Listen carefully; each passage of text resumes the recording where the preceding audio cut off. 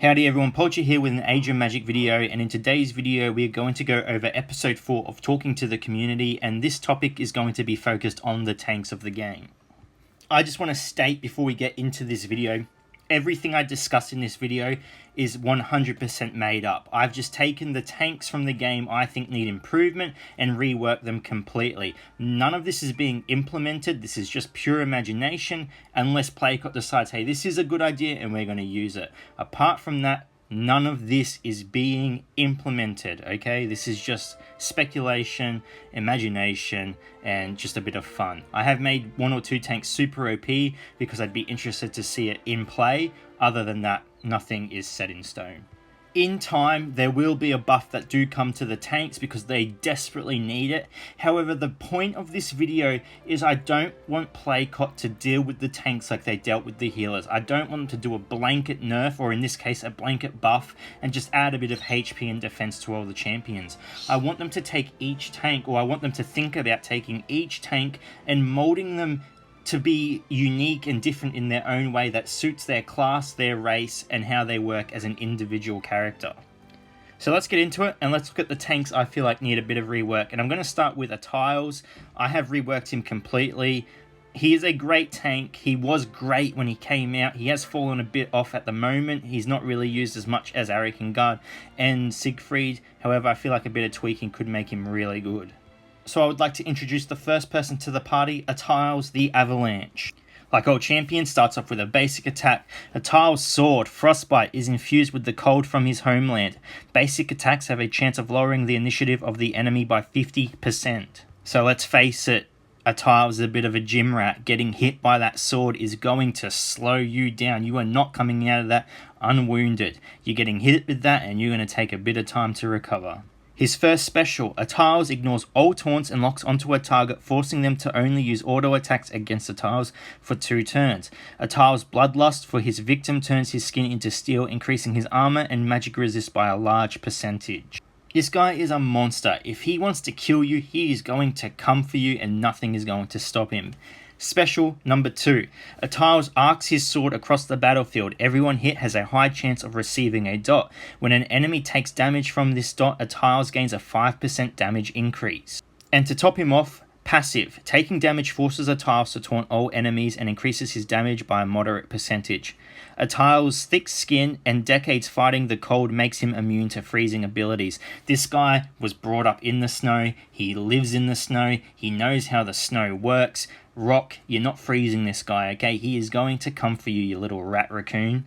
The idea of a tank is for them to be a menacing thing on the field, okay? And what the tanks lack at the moment is they're not really something you need to deal with. What I've done for this tank and the tanks in general is put a element into them where they need to be dealt with, or the longer they last, the stronger they get, and that's where this dot ability comes into play. The longer Atiles is on the field, his damage just increases and increases until he becomes overwhelming. And lucky for us, we put a +1 on the invitations, and Atiles has brought his day along, Rogar, everyone's favourite useless tank. So we've taken this poor little slave boy, found him his glass shoe, and turned him into a magnificent princess. And I introduce to you Rogar the Guiding Light. Basic attack. Rogar strikes an enemy applying a Guiding Light stack. Pretty simple stuff, but let's move on. Special 1. Above 50% health, Rogar taunts all enemies for 2 turns and places a barrier around himself for X amount of damage. Below 50% health, Rogar does not taunt, however he places a barrier over all allies and himself, absorbing X amount of damage. So this guy is going to protect the team. This guy is going to either take all the hits for your characters, or he's going to make sure none of them die. That is his role. He is a protector. He is there to protect your team. Special number 2. Rogar calls to the heavens and strikes all enemies with a beam of light. The damage of the beam is increased by 20% for each stack of guiding light applied to the enemy. So that auto attack or basic attack is doing some work. Every stack an enemy gets, that light is going to burn the shit out of him. And then we finish him off with a new passive. Follow the light. Rogar has a 100% chance of counter-attacking any attack made against him, and a 50% chance to counter-attack for an ally who takes damage, or has taken damage, sorry. And guess what happens when Rogar counterattacks? He is going to apply a Guiding Light stack. So yeah, he's protecting your team, he's applying those Guiding Light stacks, and when the time is right, he could just blow the shit out of the enemy. He is essentially a tank soothsayer, except he's much slower. However, getting that counter attack into him, he could be applying those stacks quite quickly depending on the team you're versing. Rocking up kind of on time, Troddar. This is a great... I'm just joking. I can't even lie about it. Does anyone even use this tank? I've never seen a team with Troddar on it. If you're using Troddar, please reach out to me and we will find you help. Help is out there. We can get it for you, okay? We're a team. We will help you through this. However, let's turn that little tweaking nozzle on him and let's see what we can come up with. And with a little bit of Tinkerbell's magic dust, we have Troddar the Hammer. Basic attack. Troddar slams his hammer into an enemy, has a chance to completely shatter an enemy's armor. This guy smashes metal for a living. I doubt your little pathetic bit of armor is going to stop that hammer from just breaking it apart. So we know what he's good at. Hitting hard, so let's work with it. Special 1. Troddar slams his shield into an enemy, stunning them for 1 turn. If their armor has been shattered, they are stunned for 2 turns. So, do you guys see what we did there? We got a little bit of a flow going. This character has moves that work together. Special number 2. Troddar taunts all enemies and then hides behind his shield for 3 turns, making him unable to attack. Troddar's shield, not Troddar, takes X amount of damage. If broken before taunt ends, the taunt will cease. Any enemy who uses a melee attack against Troddar's shield has their armor shattered. And to top him off, we'll give him a new passive, Brothers in Battle. Every time a dwarf takes damage on the battlefield, Troddar gains a 5% speed increase. So dwarves are very well known for their lack of speed. However, as the battle goes on, this guy's just going to get more pumped up because his mates are getting damage. His speed is going to increase. He's going to shatter more armor. He's going to get more stuns out. You need to deal with him soon. And guess who just rocked up after Troddar? We have everyone's favorite person, favorite character, probably one of the strongest characters in the game at the moment, but we're still going to wave Harry's wand at him and see what we can come up with. Now, I introduce to you Gatekeeper the Gluttonous. Basic attack. Damage increases with each consecutive hit against the same target.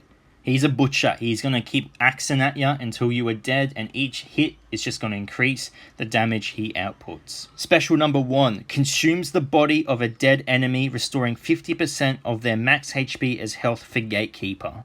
And what I forgot to add in there, I didn't mean to, I really wanted to put that in there, is if he consumes the body of a dead enemy, they cannot be resurrected either. He's real slow, however, if he gets to eat that body, you're going to really damage the enemy team. Special number 2, Gatekeeper infuses his axe with demonic power and strikes an enemy, swapping his speed stat with his opponent. And then all of a sudden, this guy is a massive threat. Imagine him having rock speed, succubus speed, even Maeve's speed, and imagine him just attacking and getting that damage increase, and all of a sudden, this is someone you need to deal with quickly. But it would be unfair not to give him a passive, as we've given every other tank a passive so far. So welcome to Gatekeeper's new passive, Glutton for Punishment. Gatekeeper takes 40% of the damage directed towards his allies. Every time Gatekeeper takes indirect damage, he gains a 10% damage increase. I feel like I may have made him a bit too powerful, but could you imagine seeing this on the field? Can you look at this skill set and say to me you wouldn't want to train him up and use him in battle? Imagine the massive amount of damage increase he could get, mixed with his new speed. He could tear opponents apart.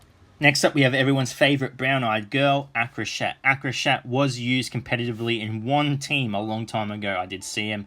However, I have not seen a single team with him in for months now, and it's a real shame because these characters are so good looking. It would be amazing to see them used in battle, and that's the whole point of this video, is to get a change into them so they are used. So this is what I think needs to happen to this big boy, so people start smashing, I was about to say real bad words, smashing people with him.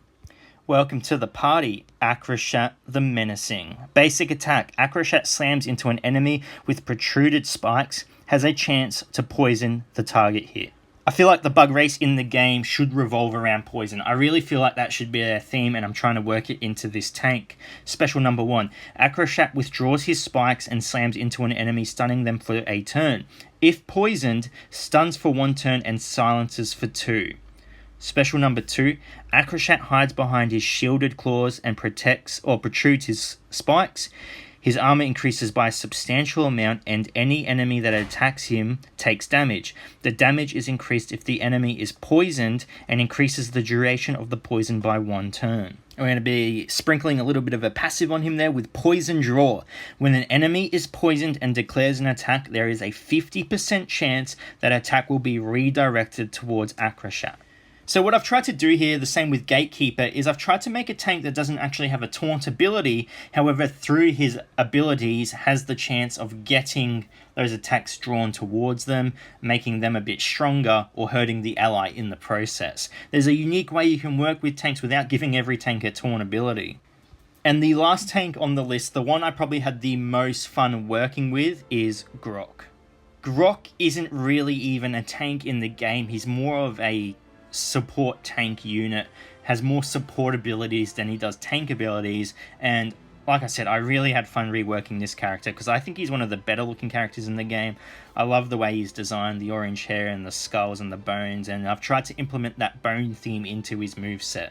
So without further ado, I'd like to introduce to you Grok the Bone Collector. Basic attack: Grok pummels a target with his club, lowering their initiative by 20%. So as the kobolds revolve around speed and getting those attacks out, Grok's going to work on lowering the speed of the enemy, so it's going to make your speed even more valuable. His first special: Grok boomerangs his club at the target and stuns them for 1 turn. The club hits 2 more targets as well, with a 50% chance and then a further 25% chance to stun, so it decreases as it hits each target. It's kind of like Zart, but a much lower percentage. Not that Zart stuns, but the chances of his resurrect working is lower. Special number 2, Grok taunts all enemies and increases armor of all kobolds by 25% for each kobold on the team. Grok also heals himself for 150% of damage done to him when taunt wears off. So with that little bit added onto the end, I didn't really put a taunt duration into the description. I feel like because he heals pretty much back up to full health, or a lot of his health, maybe a taunt that lasts 3 turns, so it gives you the chance to actually kill him. So yeah, if you don't kill him, he's just going to heal himself back up plus a bit more. And this is the part I had fun on, is creating this passive, Bones of the Dead. When an ally dies, Grok collects their bones and adds them to his armor. With each ally he adds, he gets a bonus effect. So ally number 1, Grok gains a 300% armor increase. 2 allies added, Grok counterattacks for 50% of the damage dealt to him. 3 allies, Grok enrages, dealing 200% increased damage, applies to the counterattack.